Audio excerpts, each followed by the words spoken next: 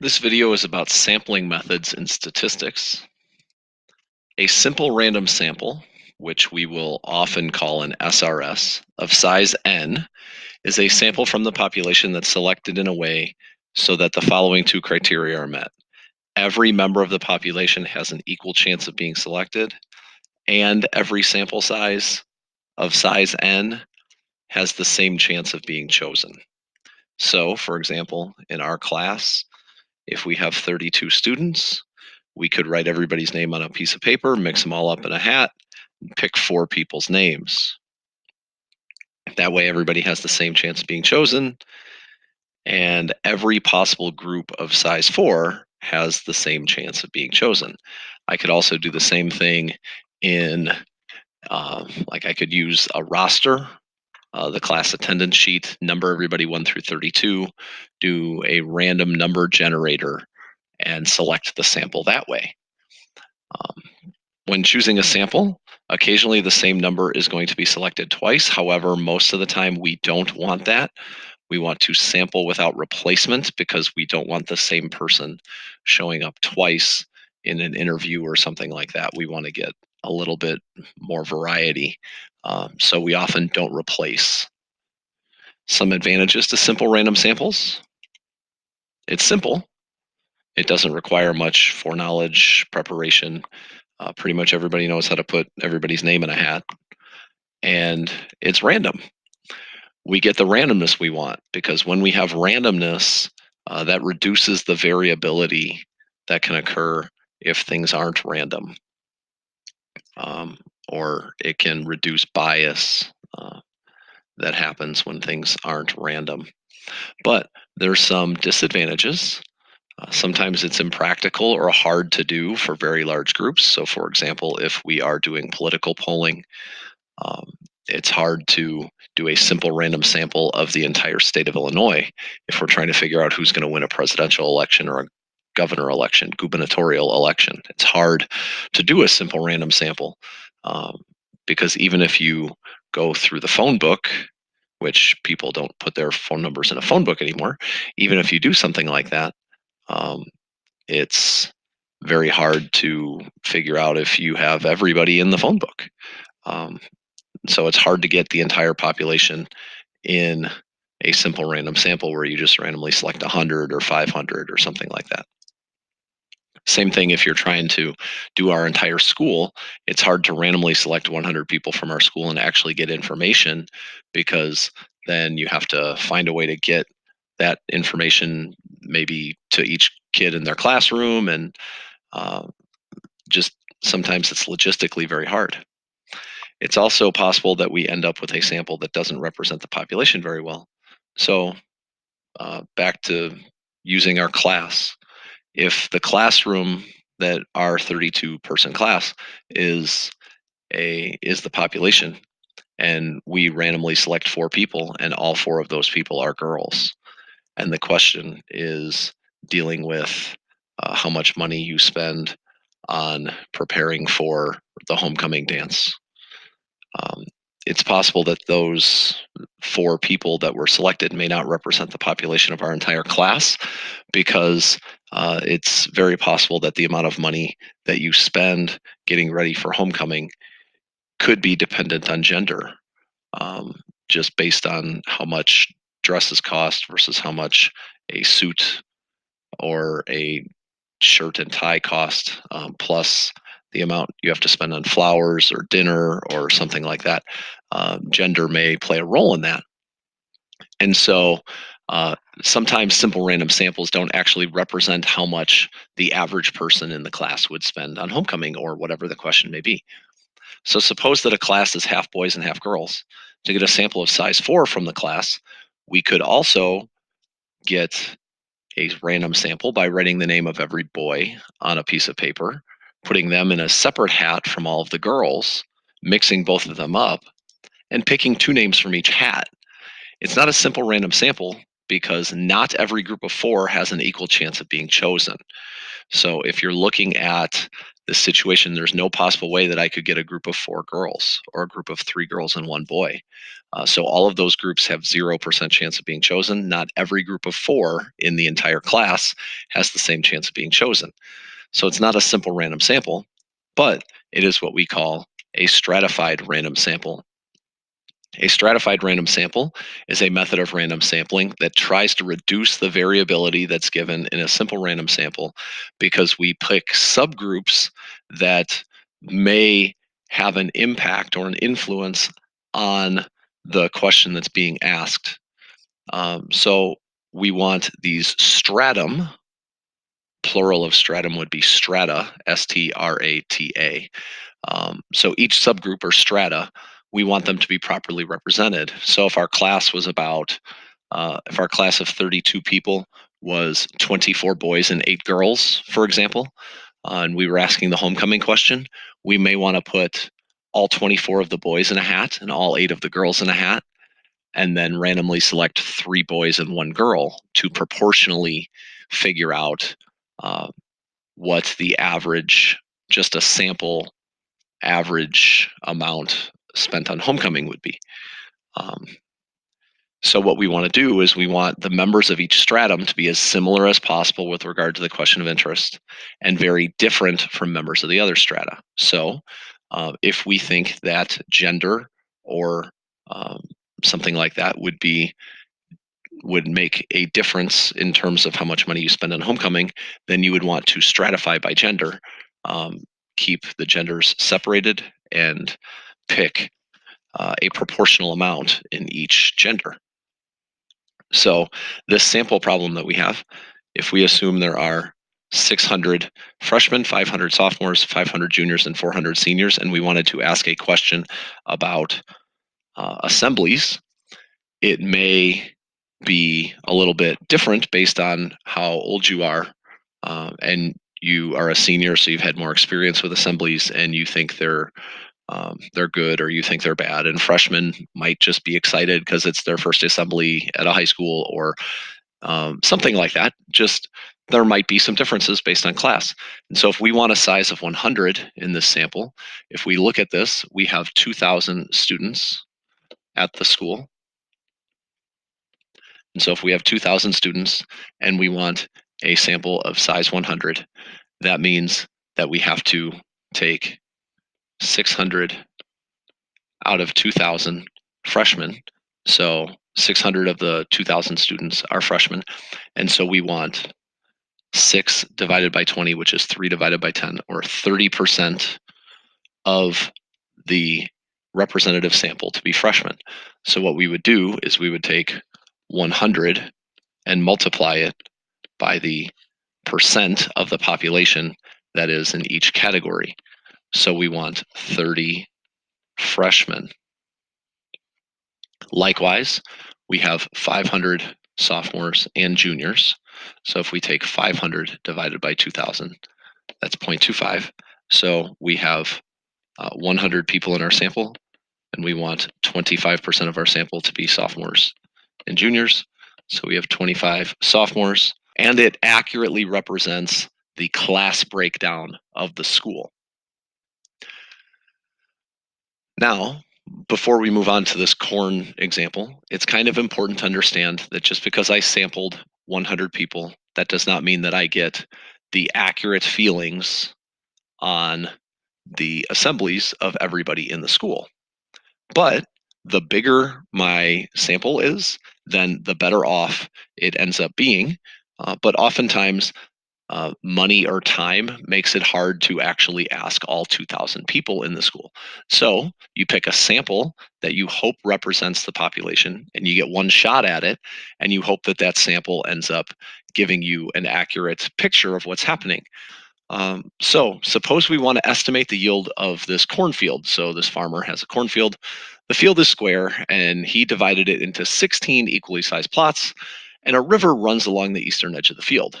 We want to take a sample of 4 of these plots because he doesn't really want to uh, analyze or count all of the yield.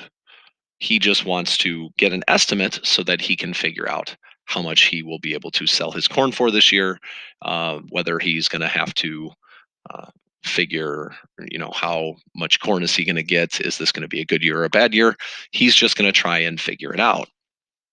And so, what we want to do is um, we want to randomly select 4 of these plots, and then we will just count how much corn is in each of the plots, and then we'll divide it by 4. We'll do a simple average, and then we'll figure out what the yield is, or what our average, estimate is, and then we'll eventually figure out what the total average corn yield is in this situation. So I'll make sure that we know how to use a random number generator on the calculator. So if we go to math and then scroll over to probability, we have some random number generators on the calculator. You can also get these on the internet. Just Google random number generator and you'll be able to do this. So I'm going to want random integer, no repeats. My lower number is 1 and my upper number is 16 in this case. I want to have 4 numbers that come up. And so I randomly select and I get 7, 15, 11, and 10. So that means that 7, 15, 11, and 10 are going to be the squares that I actually pick. And when I look at this in a little bit, I'll figure out how much corn that I'm going to estimate that I have. So what you may notice about this is that it's possible to get a variety of things. You could have 4 squares all far away from the river. You could have, in another sample, 4 squares all really close to the river, or any combination thereof. And it may be important to understand that the river might have something to do with how good your corn is. So a simple random sample may not be the best way to do it, but we'll do that and figure it out. Now we can also stratify by row. So what we could do here is we can stratify by row. So I will select 4 random integers. So I'm going to go to the random integer generator. I don't mind having repeats here. So my lower number is 1 and my upper number is 4 because as I counted all of these, they were all 1 to 4. And I want 4 of these numbers, and it doesn't really matter what numbers I get. So 3, 4, 2, 2. So if I look at this, 3, 4, 2, and 2. So this is what happened when I stratified by row. So basically, what I said was I'm only going to take one of these 4, one of these 4, one of these 4, and one of these 4. Once again, notice I still possibly could have got 4, 4, 4, 4, and that would mean that I would have all of them by the river, or I could have had 1, 1, 1, 1, and they would have all been far away from the river. Now, the last option that we have is stratifying by column. Now, if I stratify by column, basically what that's saying is I'm only going to get one of the 4 in each of these 4 columns. What that's going to guarantee me is that I get one close to the river, one far away from the river, one that's sort of close to the river, and one that's sort of far away from the river. So if I randomly get some other ones, 1, 4, 3, 2, but in the interest of just showing you, it doesn't really matter what numbers I get. Let's say 2, 4, 3, 3. So I randomly selected again. That's bad. You should not do that. Whatever you get, you should take. But I'm just going to take the second one that I got, 2, 4, 3, 3. So if I take 2, 4, 3, 3, 2, 4, 3, and 3, notice I got one plot far away, one plot close, one plot sort of close, one plot sort of far. So this random sampling method, stratifying by column, ended up being probably a decent amount, a relatively effective way. And I would say stratifying by column would probably be the smartest way to go about this. I calculated all of the averages for the samples that we actually got, And if the farmer took a simple random sample and got the exact numbers that we got, he would assume that he got 78.5 um, is his average corn yield. Um, that would be his assumption because he would only be taking one sample. It's not like he would be taking a whole bunch of samples. He gets one shot at it, and that's what he gets. Stratified by row, he would have got 76.5. If he got the exact same numbers that we got when he stratified by column, he would have surveyed this square, the 92 square, and the 148 square, and he would have got 69.75. So that's what he would have got. Um, Again, it's important to know that when you take a sample, you're only getting one shot at it. And so if the person got a simple random sample and it just so happened that they got 94, 153, 148, and 147, he would think he has way more corn than he actually has. So that's something that's really important to keep in mind, that your sampling method, you want to reduce variability as much as possible because you only get one shot at it. Now, if we take a look at what happened, if you actually calculated the entire plot's mean, it would be 70 per square. But clearly, it's very different based on where you are. The closer you are to the river, lots more corn. Further away you are from the river, much less corn. So, what I did, and you'll be seeing this on the screen, is I did 30 simple random samples. And all of the values for the simple random samples are in X1. I stratified by row 30 times, and I stratified by column 30 times. And so all of these numbers represent what happened when I just wrote a program and basically did that. So if I had a simple random sample and I did this 30 times, not counting the one I did for you, but I did 30 more, I got a mean of 67.35, which isn't too bad. That's pretty close. And a standard deviation of about 23. That's pretty big. So if I just look at the dot plot and I take a look at the dot plot, see how spread out it is? It's very spread out. There are numbers that are as low as 34, number that's even bigger than 120. Um, and then I can take a histogram of that data and notice it's also very spread out. The data is centered around 70, or it's actually centered around 67, but pretty close to 70. So the mean is right about where it should be, but the variation is very wide. And again, just a reminder, if I change what a histogram looks like, the bin width can influence how my graph looks. Even if I changed where the bin was aligned, it would change how it looks. So that's just a reminder from last unit. If I stratified by row, notice it's still very spread out. My mean is still kind of close to 70. I got some low data points in this one, but if I did it 100,000 more times, I would be right around 70. My standard deviation is still very big, so I'm having some really small ones. I got a 17 in this case. I got two 109s. I mean, it's very wide. Histogram would also show the same thing. But if I stratified by column, notice what happens. Pretty much everything is right around 69, 70, something like that. Notice my mean is very close to 70. My standard deviation is very small. It's less than 1. And that's because if I look at this, all of the real low ones are over here. All of the kind of low ones are here. All the medium high ones are here. And all the really high ones are close to the river. And so if I structure my sample in such a way where I take one from each of these, I'm going to get something that's close to the actual mean, which is what I want. So what happened? We stratified by columns, the variability was greatly reduced, but every plot was centered in the same place. So, oops. So that's good.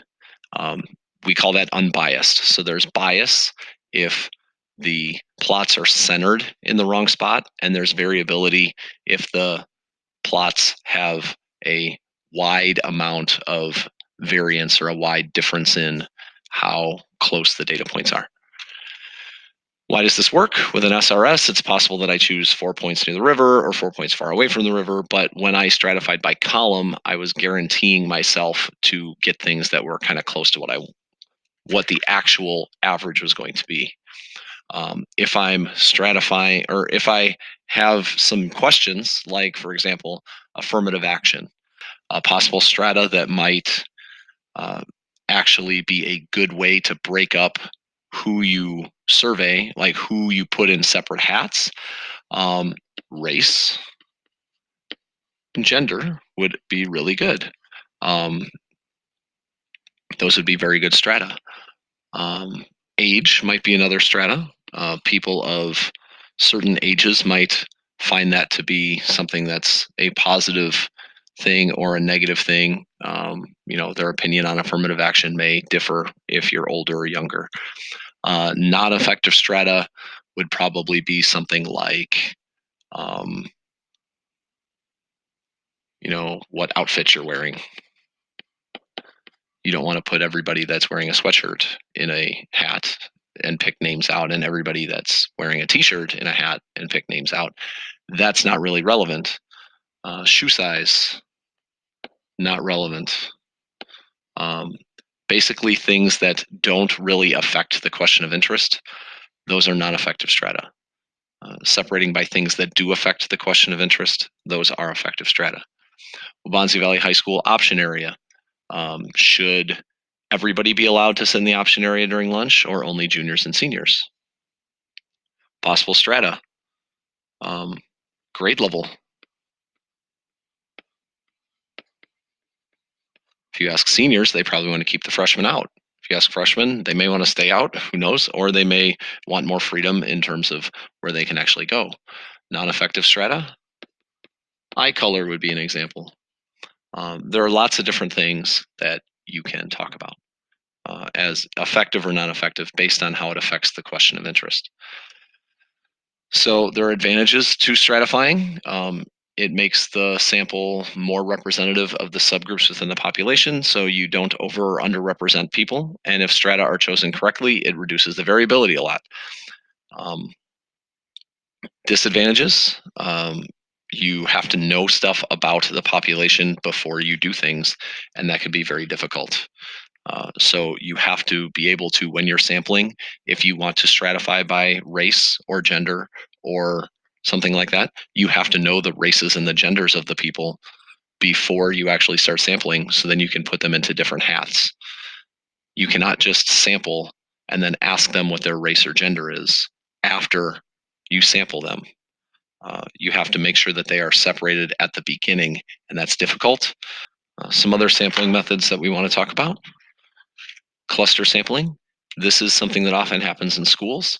If you want to get some information on uh, on something like uh, how to, uh, if you want to figure out how freshmen feel about advisory, um, you could ask 5 advisory classes, because if you want to sample about 100 freshmen, you can randomly select 5 advisory classes, and then you are pretty likely to get a random sample of freshmen.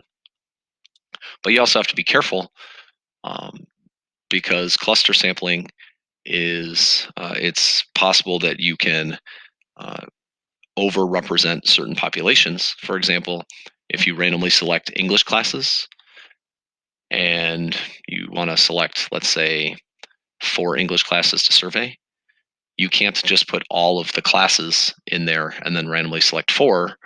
If you're asking for maybe an average GPA, what if all 4 classes you select all happen to be honors classes? Your average GPA will probably end up being higher than the actual average GPA of freshmen in the school. And so it's kind of important to make sure that when you're cluster sampling, you also keep in mind the fact that um, you might have certain uh, certain biases that may happen just because of the way the clusters are. Um, So cluster sampling involves dividing the population of interest into non-overlapping subgroups, which are called clusters. Clusters are then selected at random, and all individuals in the selected cluster are sampled. since whole classes are select or since whole clusters are selected, the ideal situation occurs if each cluster mirrors the characteristics of the population. This doesn't always happen, like in the example I just said with the English classes, because honors English classes and other English classes tend to not have the same population in terms of grade point average or something like that. And so you have to um, you have to try and choose as many clusters as you can afford, or you can also combine stratifying and clustering. Let's say there are six honors English freshman classes, and let's say 12 non-honors English freshman classes, and I want to sample three classes. Well, I could stratify into honors and non-honors, and then I could select one of the honors classes and two of the non-honors classes. That would give me a proportional representation of classes, and then I want to sample everybody in the class. And so we just kind of talked about how would we choose clusters in the school. You have to be careful um, with how classes are selected. It's important not to confuse clustering and stratifying. If we stratify, we sample uh, a proportional representation from every subgroup. But in cluster sampling, we just pick certain subgroups and then everybody in that subgroup gets selected. Because of that difference, we want homogeneous strata and heterogeneous clusters. So we want people that are similar in some way that's related to the question in strata or subgroups for stratifying. But we want people that are just kind of general representatives of the population in clusters. And that's kind of hard, and sometimes we have to combine them to get as little variability as possible. Systematic sampling is another one. Um, as people leave the movie theater, surveying every eighth person to ask how the movie was. So that's something that works relatively well. You just have to be a little bit careful. You can't systematically sample. Let's say you want to figure out how many people are absent from school, and you do a uh, systematic sample where you just look at the attendance sheet and figure out absences every fifth school day. Well, that ends up giving you a lot of Mondays in a row, or a lot of Tuesdays in a row, or a lot of Wednesdays in a row, or a lot of Fridays in a row. And it tends to happen where more people miss Fridays or Mondays than other days of the week. So you have to be careful. Likewise, if you were trying to find how many people attend a movie theater and you want to randomly sample that, you would probably not want to randomly ask them or want to randomly pick every seventh day, because that's not going to get you a good representation of how many people attend a movie theater in a given week. So if you pick Friday and then go every seventh day, that's going to be more highly attended than any other day. You're going to be overrepresenting the sample. So that's what it's talking about with repeated patterns. Systematic sampling is pretty good as long as there's no repeating patterns. Convenient sampling is bad. Don't do it. It's really informative. You can never generalize it to another population. And that's often what happens when you poll on the internet or you just ask your friends. So, convenience sampling is not something that you can actually generalize. And it's not a good sample because there's often much bias in convenience sampling.